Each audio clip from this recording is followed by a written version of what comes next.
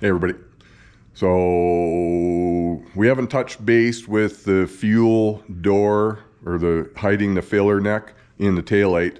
So now here you can see I've got this all set up. I just got a little temporary stud here so I can open and close it and show you guys. But it works really good. It just slides out. We've got it all fit in there. I don't know if you guys can see it. You should be able to see that. I just got to do one little trim here just for my drip rail, and then that's it. It's in there. I've got to do the vent and the main fuel tube.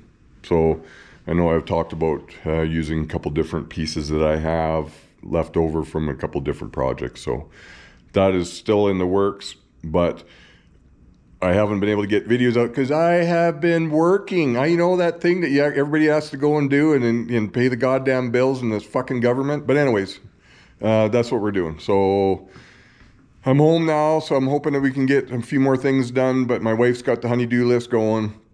Snow's almost all gone now, so yeah, we have a few things, and then I'll be back on the van. So yeah, check the videos, check the playlists, and we'll have some garden stuff coming up here when we go put the tank or rainwater collector, and then we got some bunch of valves and stuff for irrigation stuff to help control our use of water and to keep it on a more of a schedule rather than if we got to go somewhere and having someone come and, you know, they come at whatever time of day, and we want to try and keep the schedule the same because it just helps the plants. So anyways, cheers.